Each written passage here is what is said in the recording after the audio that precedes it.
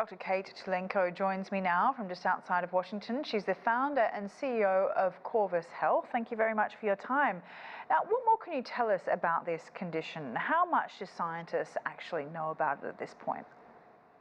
Well, we certainly do understand a lot more about ALS than we used to. We know that most of it is genetic. About 10% comes down through families, and then 90% is what we call sporadic, where it's an independent gene mutation. And it affects the neurons that connect the brain to the skeletal muscle, the muscles we use to talk, chew, eat, swallow, breathe, walk. And that's why it's so devastating. And it's particularly important in China because China has a slightly higher incidence than many other countries. Plus, people tend to get the symptoms of ALS about a decade earlier than in other parts of the world. And what treatments are available for those with ALS? Is there anything that's promising on the table at all?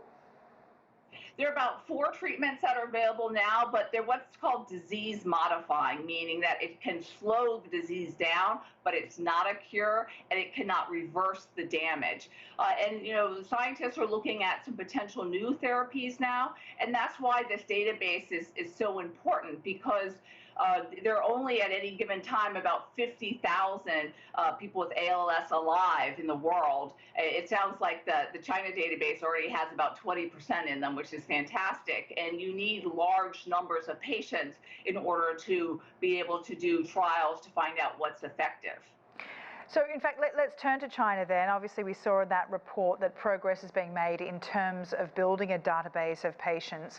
But for those who do have ALS, what kind of awareness is out there to help people kind of navigate the condition? And what would it be like for people in China with ALS, do you think?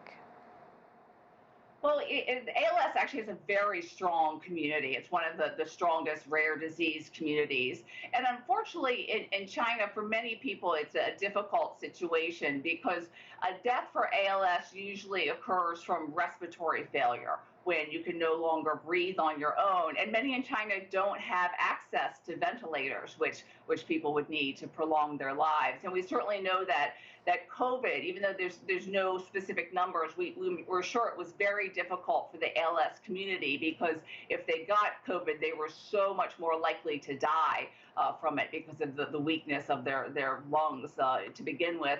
But also, they probably were not able to access the care they needed, either because the care was closed, the care was overwhelmed, or they were fearful of going to the hospital and getting infected.